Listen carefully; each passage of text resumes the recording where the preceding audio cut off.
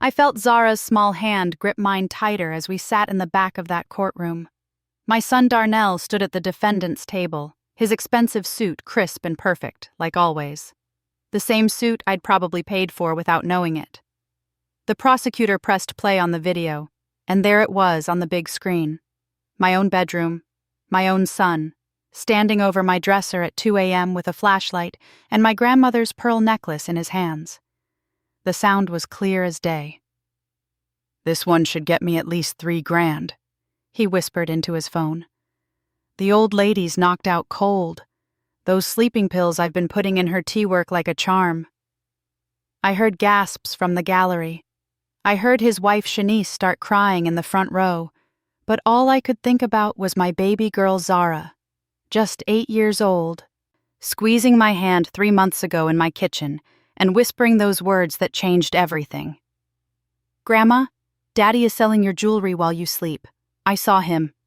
Before we continue, please drop a comment if you've ever experienced something like this. We'd love to hear your story, and subscribe to the channel to help us grow. Let me take you back to where this nightmare began, because nobody should have to go through what I went through. Nobody should have to catch their own child stealing from them while they sleep. My name is Willa Mae Thornton, and I'm 72 years old. I worked as a school teacher for 43 years in Detroit, Michigan, teaching 3rd grade at Frederick Douglass Elementary. I retired in 2015, bought a nice little house in a quiet neighborhood, and thought I'd spend my golden years in peace. I had my church family at Greater Hope Baptist, my garden club on Thursdays, and my precious granddaughter Zara staying with me most weekends because Darnell and Shanice both worked demanding jobs. I raised Darnell by myself after my husband Clement passed when Darnell was only 12. It wasn't easy. I worked 2 jobs most of his childhood, teaching during the day and cleaning offices at night. But I made sure my boy had everything he needed: new shoes for school, money for college, a down payment on his first car. I went without so he could have. He grew up to be a financial advisor. Can you believe that? A financial advisor. He wore 3-piece suits and talked about investment portfolios and retirement accounts. He married Shanice, a lovely woman who worked as a nurse. They had Zara, and I thought, Lord, you've blessed me. My son made it. But somewhere along the way, something changed in Darnell, something I didn't see coming. It started last September, about 6 months ago. I noticed my jewelry box looked different one morning. Not empty, just rearranged. My mother's gold bracelet wasn't in its usual spot. I searched everywhere in my bedroom, thinking maybe I'd taken it off somewhere else. I was getting older after all. Sometimes I did forget little things. "Mama, you probably just misplaced it," Darnell said when I mentioned it at Sunday dinner. He smiled that patient smile he used with his clients. "You know how it is. Memory isn't what it used to be." I let it go. A week later, my grandmother's ruby brooch was missing, the one she'd worn when she married my grandfather in 1939. I tore my house apart looking for it. I checked every drawer, every pocket, every corner. "Mama, you're getting up there in age," Darnell said, his voice gentle but firm. "Maybe it's time to think about getting checked out. You know, memory issues run in families. Granddaddy Clement had some problems toward the end, remember?" That stung. It stung bad. Because he wasn't wrong, my Clement did have some confusion in his last years. And I was 72. Maybe I was losing my mind. Maybe I was becoming one of those old ladies who can't remember where they put things. Shanice squeezed my hand at dinner. "It's nothing to be ashamed of, Mama Willa. We all get older. We just want you to be safe." I started doubting myself. When my pearl earrings disappeared in October, I didn't even mention it. When my diamond engagement ring went missing in November, I cried in my bathroom alone, thinking I was losing my grip on reality. I'd check my jewelry box every morning, and something else would be gone. My mother's wedding band, my silver necklace with the cross, pieces of my history, my family's history, just vanishing into thin air. Darnell started coming by more often. "Just checking on you, Mama," he'd say. He'd make me tea, help me with my medications, Talked to me about maybe moving into a retirement community. Somewhere with people around, in case you need help. I was terrified. I was 72 years old, and I thought I was losing my mind. I stopped going to garden club because I was embarrassed. I stopped hosting Sunday dinners. I barely went to church anymore because I didn't want people to see me like this. Confused, forgetful, broken. It was December when everything changed. Zara was spending the weekend with me like she did most Saturdays. We'd made cookies together, watched her favorite cartoons, and I'd tucked her into the guest bedroom around 9 o'clock. I took my medication and went to bed around 10 like always. But something woke me up around midnight. Not a sound, just that feeling you get when something isn't right. I opened my eyes and the house was dark and quiet. I closed them again thinking it was nothing. Old houses make noises. Old women wake up for no reason. I drifted back to sleep. The next morning, Zara was quiet at breakfast, not her usual bubbly self. She pushed her pancakes around her plate and kept glancing at me with these big, worried eyes. "Baby, what's wrong?" I asked. "You feeling okay?" She nodded but didn't speak. This went on all morning. We watched TV together, but she wasn't really watching. She kept opening her mouth like she wanted to say something, then closing it again. Finally, around lunchtime, she crawled up on the couch next to me. She looked around the room like she was checking if anyone else was there. Then she leaned in close, her little mouth right by my ear, and whispered so quietly I almost didn't hear her. "Grandma, Daddy is selling your jewelry while you sleep." I saw him. I froze. My heart stopped beating. I pulled back and looked at her face, and she had tears in her eyes. "What did you say, baby?" "I got up to get water last night," she whispered, still so quiet. "I saw Daddy in your room. He had a flashlight. He was taking stuff from your jewelry box and putting it in his pocket. I watched from the hallway. He didn't see me." My whole world tilted sideways. I couldn't breathe. I couldn't think. "Are you sure?" I asked, my voice shaking. "Are you absolutely sure?" She nodded, tears spilling down her cheeks. "I'm sorry, Grandma. I'm sorry. But you're not crazy. You're not. Daddy's taking your stuff. I saw him. And Grandma—" She hesitated, biting her lip. "I heard him on the phone in the car yesterday. He told somebody he needed more money. He said you had lots of jewelry and you wouldn't even notice it was gone because you're old." I pulled that baby into my arms and held her while she cried. While I cried. While my heart broke into 1,000 pieces. My son. My only child. The boy I'd sacrificed everything for. He was stealing from me. And he was making me think I was losing my mind so I wouldn't suspect him. "Baby, listen to me," I said, wiping her tears. "You did the right thing telling me. But we can't let Daddy know you told me, okay? This is very important. Can you keep this secret for Grandma?" She nodded, her little face so serious. "Good girl. Now, I need you to act normal around Daddy, okay? Like nothing happened. Can you do that?" "Yes, ma'am," she whispered. That Sunday evening, Darnell picked Zara up right on time. He kissed my cheek, told me I looked tired, asked if I was taking my medications. I smiled and nodded and told him I was fine, just fine. He had no idea that I knew. He had no idea that his own daughter had just blown up his entire scheme. After they left, I sat in my kitchen and thought. I thought about all those years working 2 jobs, all those nights I went to bed hungry so he could eat, all the sacrifices. And this is how he repaid me? By drugging me and stealing my family's heirlooms? By making me think I was going senile? The hurt was overwhelming. But underneath the hurt, something else was growing. Something hard and cold and absolutely furious. I called my best friend Paulette from church. She came over with a bottle of wine and listened to the whole story.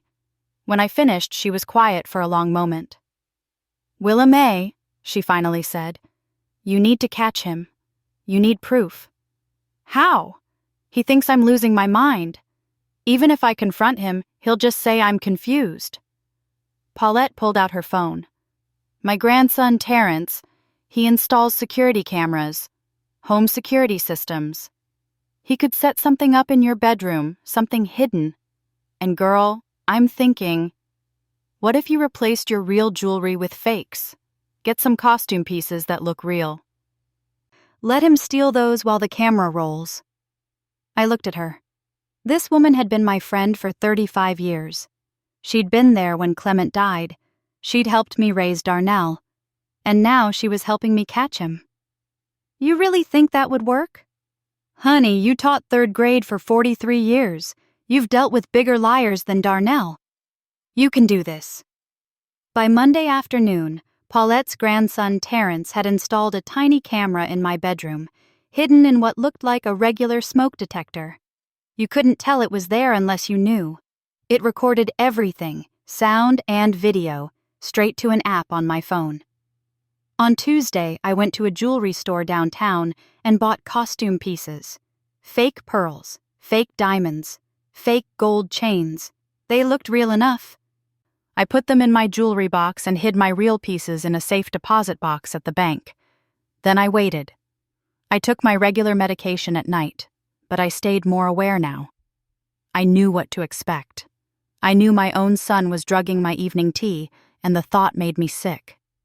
But I had to catch him. I had to have proof. Wednesday night, he came by to check on me. He made me tea. I drank it, pretending everything was normal. He chatted about his day, kissed my forehead, told me to get good rest. I went to bed. The tea made me drowsy, but I fought it, checking my phone every few minutes to see the camera feed. At 1:47 a.m., my bedroom door opened. I couldn't believe what I was seeing on my phone screen, even though Zara had warned me, even though I knew it was coming. Darnell crept into my room with a flashlight. He stood over my bed for a moment, checking if I was asleep. Then he moved to my dresser, opened my jewelry box, and started going through it. He held up a necklace, one of the fake ones, and smiled. He slipped it into his pocket. Then he took the fake bracelet, the fake earrings. I watched it all on my phone, lying perfectly still in bed, pretending to be knocked out. My own son, standing in my bedroom at 2 a.m, robbing me blind. He pulled out his phone and made a call. That's when I heard him whisper those words that the entire courtroom would eventually hear. This one should get me at least $3 grand. The old lady's knocked out cold. Those sleeping pills I've been putting in her tea work like a charm. I had everything I needed, everything. Video, audio, proof. But when I checked my bank account the next morning, I found something that made my blood run cold. Darnell had power of attorney over my finances. I'd signed it 2 years ago when I had a minor surgery, just in case something happened to me. He'd been using it. Over the past 6 months, he'd transferred almost $60,000 from my retirement account into his own. $60,000, money I'd saved for 43 years. And he wasn't just stealing my jewelry. He wasn't just drugging me. He was systematically draining my entire life savings while convincing me I was losing my mind. That's when I knew this wasn't just about catching him. This was about destroying him the same way he'd tried to destroy me. I made phone calls. I called the bank and froze my accounts. I called a lawyer, a sharp black woman named Vanessa Crawford who specialized in elder abuse cases. I called the police and filed a report, and then I called Darnell. "Hey, Mama," he answered, cheerful as ever. "How you feeling today?" "I'm feeling just fine, baby," I said, my voice sweet as honey. "In fact, I'm feeling better than I have in months. Listen, can you come by this evening? I want to talk to you about something important." "Of course, Mama. Everything okay?" "Oh, everything's just perfect, Darnell. Just perfect." When he arrived that evening with Shanice and Zara, I had Paulette and Vanessa waiting in my living room. His face went white when he saw them. "Mama, what's going on?" he asked, trying to smile. "Sit down, Darnell," I said. "We need to have a conversation." I showed him the videos. All of them. Every single time he'd snuck into my room. Every piece of jewelry he'd stolen. Every whispered phone call. Shanice gasped and covered her mouth. Zara ran to me and grabbed my hand. "Mama, I can explain." "Don't you dare," I said, my voice cold. "Don't you dare try to explain why you've been drugging me, why you've been stealing from me, why you've been draining my retirement account, why you've been making me think I was losing my mind." His face crumbled. "Mama, please. I have debt. Bad investments. You needed to rob your own mother? The woman who raised you by herself? Who worked 2 jobs so you could have everything?" Vanessa stepped forward. "Mr. Thornton, I'm attorney Vanessa Crawford. I represent your mother in a lawsuit for elder abuse, theft, fraud, and financial exploitation.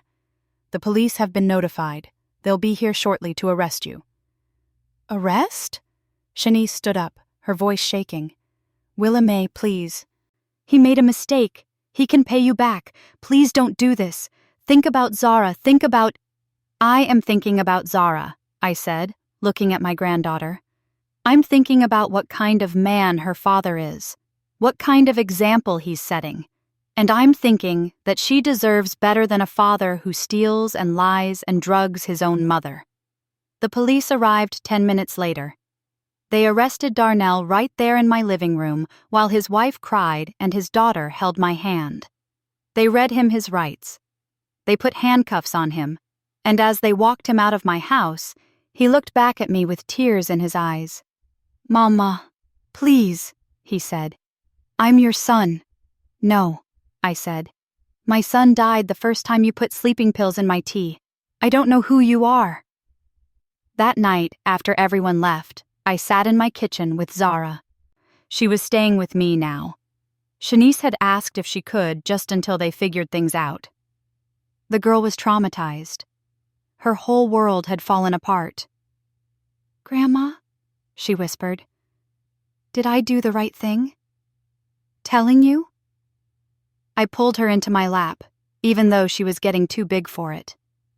"Baby girl, you did the bravest thing. You told the truth. And the truth is always right, even when it's hard." "Is Daddy going to jail?" "I don't know yet, baby. But whatever happens, you and me, we're going to be okay. You hear me?" She nodded against my chest. But as I held her that night, I couldn't stop thinking about everything I'd discovered. The stolen jewelry I could replace, the money I might get back. But there was something else. Something Darnell had said during one of his phone calls on the hidden camera.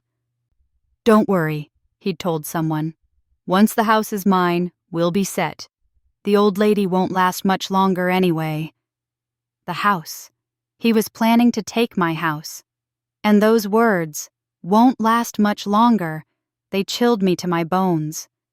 What exactly did he mean by that? Was he just waiting for me to die naturally? Or was he planning to help me along? I opened my laptop and started going through my medical records, my prescriptions. Something wasn't adding up.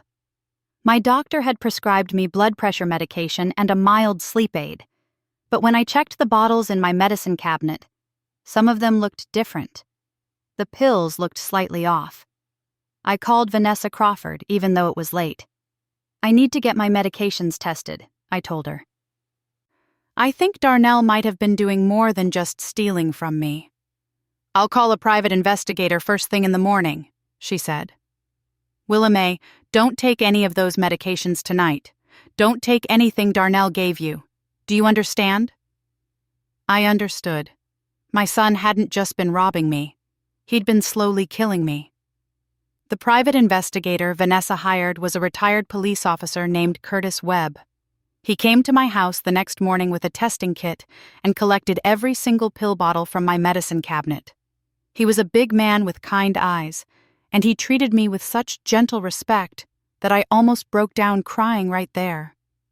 "Mrs. Thornton," he said, "I've seen cases like this before, more than I'd like to admit. You did the right thing calling us." "How long will the tests take?" I asked. "Rush job? 2 days. I'll have answers for you by Friday." Those 2 days were the longest of my life. I couldn't eat, couldn't sleep. I kept thinking about all those times Darnell had handed me my pills with a glass of water, smiling that loving sun smile. How many times had he poisoned me? How long had he been trying to kill me? Paulette stayed with me and Zara. She cooked, cleaned, made sure we were both eating. My church family started coming by too. Pastor Williams, Sister Geneva, the whole hospitality committee. They brought food, sat with me, prayed with me. That's the thing about a good church family. When you're going through hell, they don't just pray for you from a distance. They show up. "Willa May," Pastor Williams said on Thursday evening. "The Bible says honor thy father and mother, but it also says come out from among them and be separate when people do evil. You're doing the right thing holding your son accountable. That's not hatred. That's love. Tough love that might save his soul." I wanted to believe that. I really did. But mostly, I just felt broken. Friday morning, Curtis Webb came back. Vanessa was with him. They both had grim faces, and I knew before they said anything that the news was bad. "Mrs. Thornton," Curtis said, sitting across from me at my kitchen table. "Your blood pressure medication had been tampered with. Someone replaced about 30% of the pills with a much higher dosage, enough to cause serious harm over time. Dizziness, confusion, memory loss, and eventually organ damage. Your sleep medication was also wrong." "Those weren't sleep aids. Those were Rohypnol, roofies, date rape drugs." The room spun. Paulette grabbed my hand. "He was drugging you with roofies," Vanessa said quietly, "so he could rob you without you waking up. And he was slowly poisoning you with the wrong blood pressure medication, probably hoping it would look like natural causes when something happened." "He was trying to kill me," I whispered. "My son was trying to kill me." "Yes, ma'am," Curtis said. "And I'm sorry, but it gets worse. I did some digging into Darnell's finances. He's not just in debt. He's drowning. He owes over $200,000 to some very dangerous people. Gambling debts, mostly. Underground poker games, sports betting. He's been stealing from his own clients, too. The financial firm he works for is investigating him for embezzlement." Vanessa added, "He needs money fast or he's going to prison anyway. Your house is worth about $400,000. Your life insurance policy is worth another $200,000. If you died, he'd inherit everything as your only child. That would solve all his problems." I couldn't breathe. I literally could not breathe. Paulette had to help me to the couch, get me water, talk me through a panic attack. My baby boy, my only child. He wasn't just robbing me. He was planning to murder me. "I want him prosecuted for everything," I said when I could finally speak. "Every single thing. I want him to face every consequence." "He will," Vanessa promised. "I've already contacted the district attorney. They're adding attempted murder charges to the theft and elder abuse charges. With this evidence, Willa May, he's looking at 20 years minimum." 20 years. Darnell was 41 years old. He'd be over 60 when he got out, if he got out. Part of me felt sick about that. But a bigger part of me thought about those pills, about him standing over my bed at night, drugging me, robbing me, slowly killing me. And that part of me wanted him to rot. The preliminary hearing was set for 2 weeks later. In that time, more ugly truths came out. Curtis discovered that Darnell had sold my jewelry to pawn shops all over Detroit, over $80,000 worth. He'd forged my signature on documents to take out a second mortgage on my house. He'd changed the beneficiary on my life insurance policy without my knowledge. But here's what really got me. Shanice knew. Not everything, but enough. Curtis found text messages between her and Darnell from months ago. She'd questioned him about where the money was coming from. She'd noticed the new jewelry in pawn shops. And when he told her he was borrowing from me, that I'd agreed to help him out, she'd chosen to believe him. She hadn't asked me, hadn't checked. She'd just taken the money and stayed quiet. When I confronted her, She was still coming by to drop off clothes for Zara. She broke down. "Mama Willa, I swear I didn't know about the drugs," she sobbed. "I didn't know he was hurting you. I thought you'd agreed to help us. I thought—" "You thought it was convenient not to ask too many questions," I said coldly. "You thought it was easier to take the money and look the other way. I'm so sorry. Please, I'll testify against him. I'll tell them everything I know. Just please don't take Zara from me. She's all I have left." I looked at this woman I'd called daughter for 12 years. I'd loved her, trusted her, and she'd helped my son rob me, even if she hadn't known the full extent. "Zara stays with me until this is over," I said. "After that, we'll see. But Shanice, you're going to have to earn your way back into my trust, and that's going to take a long, long time." The preliminary hearing was held on a cold Monday morning in February. The courtroom was packed. My church family showed up, at least 30 people wearing their Sunday best, sitting behind me like an army of support. Paulette sat on one side of me, Zara on the other. Vanessa sat at the prosecutor's table as a witness and victim advocate. Darnell was led in wearing an orange jumpsuit and handcuffs. He'd lost weight. His eyes were hollow. When he saw me, he tried to smile, but it came out more like a grimace. Shanice sat in the front row on his side, crying quietly. The prosecutor was a sharp young black man named Jerome Mitchell. He'd told me before the hearing, "Mrs. Thornton, I'm going to make sure your son never gets the chance to hurt you or anyone else again." And he delivered. He presented the video evidence, all of it. The courtroom watched my son sneak into my bedroom over and over again, watched him rifle through my jewelry box, heard him laugh about drugging me, heard him talk about how I wouldn't last much longer. Then Jerome presented the toxicology reports, the tampered medications, the roofies, the financial records showing Darnell had stolen over $250,000 from me in total. "This isn't just theft," Jerome told the judge. "This is attempted murder. Mr. Thornton systematically poisoned his own mother while draining her life savings and planning to inherit her estate. This is one of the most egregious cases of elder abuse I've ever prosecuted." Darnell's lawyer, a tired-looking public defender named Harris, tried to argue that Darnell had a gambling addiction, that he needed treatment, not prison, that he loved his mother and never meant to hurt her. "Your Honor," Harris said, "my client made terrible mistakes, but he's not a murderer. He's a sick man who needs help." Judge Patricia Montgomery, a 70-year-old black woman who'd been on the bench for 30 years, looked at Darnell like he was something stuck to her shoe. "Counselor," she said, her voice dripping with disgust, "your client drugged his mother with date rape drugs, poisoned her medication, stole her life savings, and planned to inherit her house and life insurance. The only reason Willa Mae Thornton is alive today is because her 8-year-old granddaughter had more courage and integrity than her grown son. Don't stand in my courtroom and tell me he needs help. He needs to be locked away where he can't hurt anyone else." The courtroom erupted in applause from my church family. The judge banged her gavel but didn't look too upset about the outburst. "Bail is denied," Judge Montgomery continued. "Mr.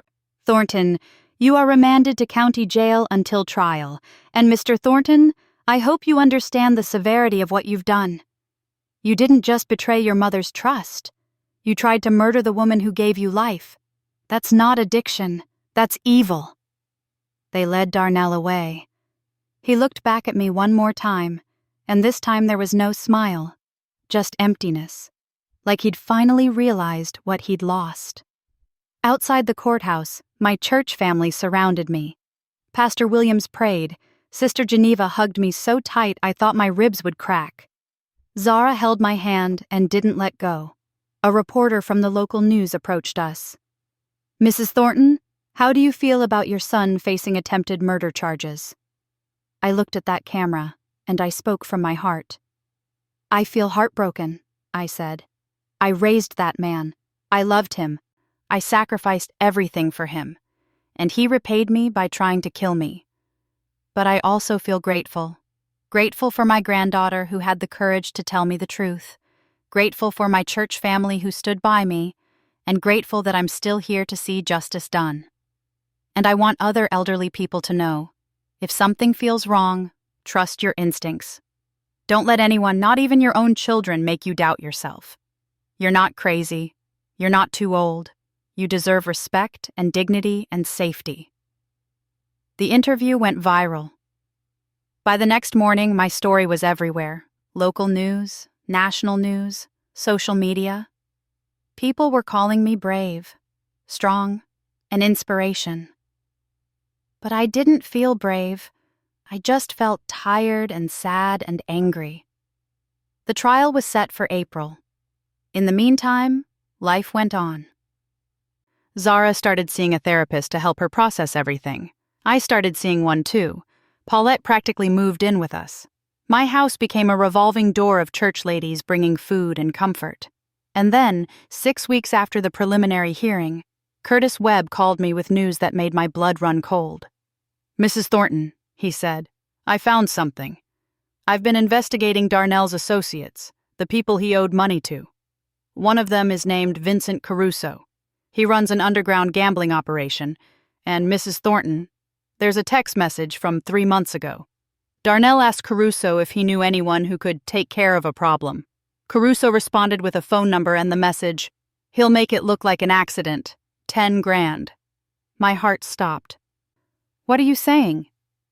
"I'm saying Darnell tried to hire a hitman to kill you. The money he was stealing from you, some of it was supposed to pay for your own murder."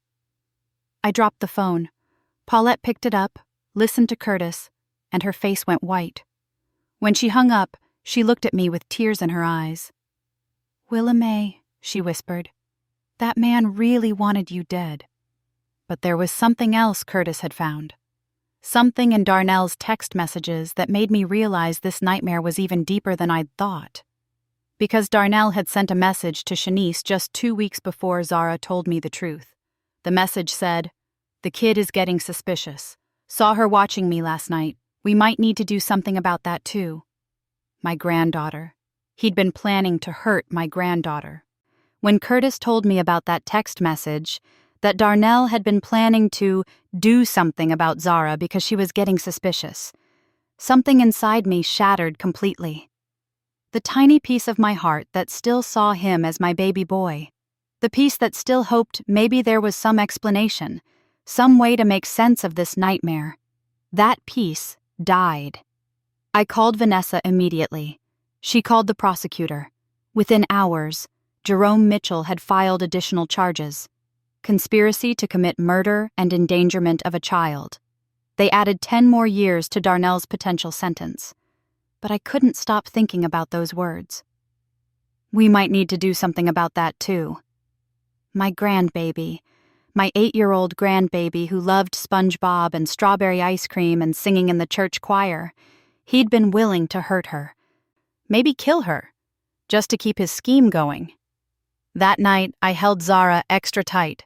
She asked me why I was crying, and I told her it was because I loved her so much. I didn't tell her what her father had written. Some burdens are too heavy for a child to carry. The next 2 months crawled by. Curtis and his team built an airtight case. They found the hitman Darnell had contacted, a man named Deshaun Riley, who agreed to testify in exchange for immunity. They traced every dollar Darnell had stolen, every piece of jewelry he'd sold, every forged document he'd signed. They interviewed Darnell's coworkers who confirmed he'd been embezzling from clients. They talked to the dangerous men he owed money to. The picture that emerged was of a man who'd been living a double life for years. On the surface, successful financial advisor, devoted husband and father, dutiful son. Underneath, gambling addict, thief, embezzler, and would-be murderer. Shanice filed for divorce. She moved into a small apartment and started coming to therapy sessions with me and Zara, trying to rebuild some kind of relationship. I wasn't ready to forgive her yet, but I could see she was genuinely trying. She'd been naive and willfully blind, but she hadn't wanted me dead. That counted for something. The trial started on April 15th. The courtroom was even more packed than the preliminary hearing. News crews lined up outside. My church family filled 3 rows. I'd received letters from elderly people all across the country who'd heard my story. People who'd been scammed by their own children. People who'd been told they were crazy. People who felt alone and afraid. I brought some of those letters with me for strength. Judge Montgomery presided again. She looked at Darnell with the same disgust as before. Jerome Mitchell's opening statement was devastating. He walked the jury through everything: the stolen jewelry, the tampered medications, the forged documents, the life insurance schemes, the text messages about hiring a hitman, the threat against Zara. He presented timeline after timeline showing Darnell's calculated, deliberate plan to drain my resources and end my life. "This isn't a case about a man who made mistakes," Jerome told the jury. "This is a case about a predator who targeted the most vulnerable person in his life. The woman who raised him, who loved him, who sacrificed everything for him. And when his own daughter threatened to expose him, he was willing to hurt her too. That's not weakness. That's not addiction. That's pure evil." Darnell's lawyer tried to paint him as a victim of circumstance: gambling addiction, depression, financial pressure. But every time he tried to humanize Darnell, Jerome would show another video of my son sneaking into my room, or play another recording of him laughing about drugging me. The prosecution called witness after witness. Curtis Webb testified about the poisoned medications. The pawnshop owners testified about Darnell selling my jewelry and bragging about having more. Deshaun Riley, the hitman, testified that Darnell had offered him $10,000 to make my death look like a slip and fall. When it was my turn to testify, I walked to that stand with my head held high. Jerome asked me to describe my relationship with Darnell, and I told the truth: all the sacrifices, all the love, all the years of being a single mother working 2 jobs to give him a better life. "Mrs. Thornton," Jerome asked gently, "when did you first realize something was wrong?" I told them about the missing jewelry, about Darnell convincing me I was losing my mind, about the fear and confusion and shame. "And when your granddaughter told you what she'd seen, how did you feel?" I looked at Zara, sitting in the gallery between Paulette and Pastor Williams. "I felt heartbroken," I said. "And I felt grateful, because that baby girl saved my life. She had more courage at 8 years old than most adults ever have." Darnell's lawyer cross-examined me. He tried to suggest I was exaggerating, that maybe Darnell had just been borrowing money, that maybe I'd given him permission and forgotten. "Sir," I said, looking him dead in the eye, "I taught 3rd grade for 43 years. I know the difference between forgetting where I put my keys and being systematically poisoned and robbed. Don't insult my intelligence." The courtroom erupted in applause.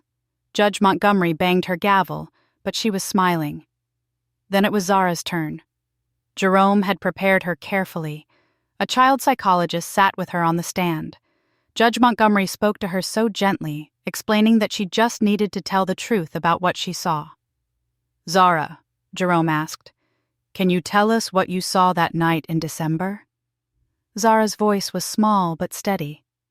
"I got up to get water. I saw my daddy in Grandma's room with a flashlight. He was taking stuff from her jewelry box and putting it in his pockets. I watched from the hallway. He didn't see me." "Were you scared?" "Yes, sir, because Grandma had been sad. She thought she was losing her mind, and I knew Daddy was making her sad. I knew he was stealing from her, so I told her the next day." "That was very brave of you, Zara." "Grandma's brave," Zara said, looking at me. "She's the strongest person I know." I had to wipe my eyes. Half the courtroom was crying. Darnell's lawyer didn't cross-examine her. Even he wasn't cruel enough to grill an 8-year-old child. The defense's case was weak. Darnell took the stand and tried to explain himself. He talked about the gambling, the debt, the pressure. He cried and said he loved me, that he never meant for things to go so far. "Mr. Thornton," Jerome said during cross-examination, "you say you love your mother, but you poisoned her medication. You drugged her with date rape drugs. You tried to hire someone to kill her. That's your definition of love? I was desperate, Darnell sobbed. I didn't know what else to do. You could have asked your mother for help. You could have been honest. You could have declared bankruptcy. You had 1,000 options that didn't involve murder. I know. I'm sorry. Mama, I'm so sorry. He looked at me then, tears streaming down his face. And I felt nothing. No anger, no sadness, no love. Just empty space where my son used to be. Mrs. Thornton, the judge asked, do you wish to make a victim impact statement before sentencing?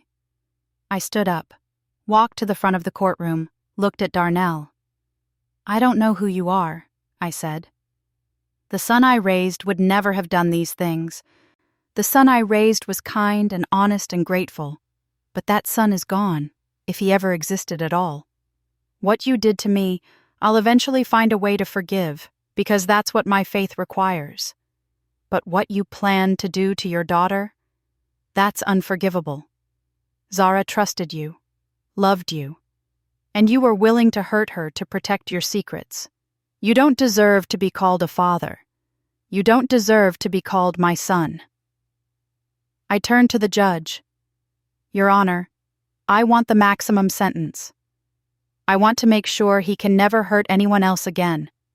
And I want other families to know that it's okay to hold your children accountable when they do wrong. That's not cruelty. That's justice. Judge Montgomery nodded. Mr. Thornton, please rise. Darnell stood, shaking. I've been a judge for 30 years, she said.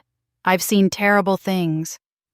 But what you did to your mother ranks among the worst. You exploited her love, her trust, and her vulnerability. You tried to murder her. You threatened your own child.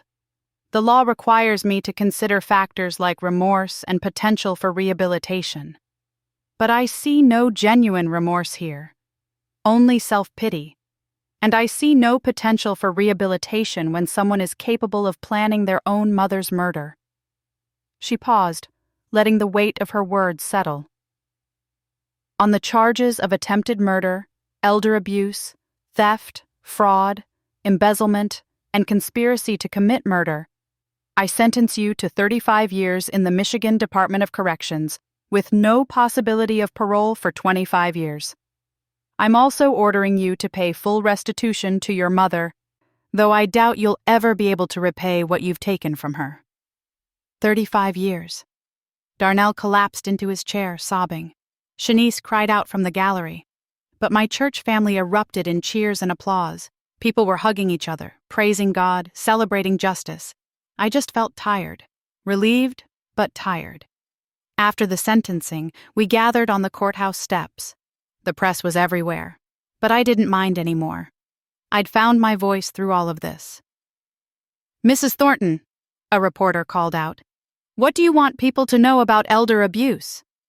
I want people to know it's more common than you think, I said, and it usually comes from family members, the people who are supposed to love and protect you.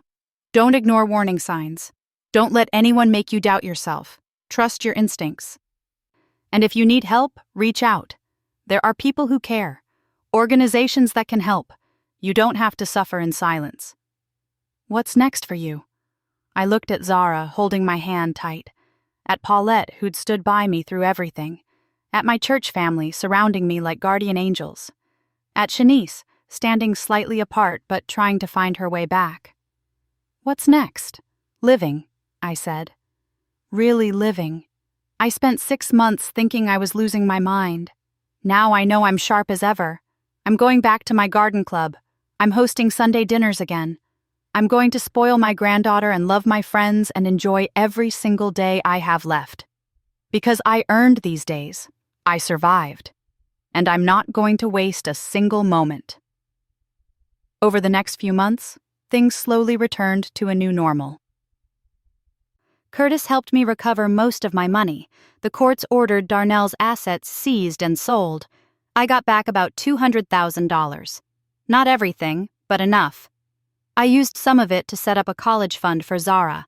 Some of it went to my church's elder care program, and some of it I used to start a foundation to help other elderly victims of financial abuse. Shanice and I reached an understanding. She got to see Zara on weekends, but Zara lived with me. She was in therapy, working through her guilt and grief. I wasn't ready to fully forgive her yet, but I could see she was trying to be better. That counted for something. Zara thrived. The nightmares faded. Her smile came back. She sang in the church choir with her whole heart. She made straight A's in school, and every night before bed, she'd tell me she loved me and that I was her hero. "You're my hero, baby girl," I'd tell her back. "You saved Grandma's life." I started speaking at community centers and churches, telling my story, warning other elderly folks about the signs of financial abuse. I got letters from people all over the country thanking me for giving them the courage to speak up, to ask for help, to hold their own children accountable. One afternoon in June, I was working in my garden, my real garden, the one I'd neglected for months when I thought I was losing my mind. Zara was helping me plant tomatoes. The sun was warm, the birds were singing, and everything felt right with the world. "Grandma," Zara said, "are you sad that Daddy's in prison?" I thought about that question. Really thought about it. "I'm sad that things turned out this way," I said honestly. "I'm sad that the man I raised became someone I don't recognize." "But am I sad he's in prison?" "No, baby. Because he needs to be there. He hurt people. He needs to face the consequences. And maybe, those 35 years will give him time to think about what he did and become a better person. I pray for that. But even if he doesn't change, I know I did the right thing." "You did, Grandma. You're the strongest person ever." I hugged her, dirt and all. "We're both strong, baby girl. Both of us." That evening, Paulette came over for dinner. Pastor William stopped by. Sister Geneva brought a peach cobbler. We sat on my porch, eating cobbler and watching the sunset, and I felt something I hadn't felt in a long time. Peace. "You know what?"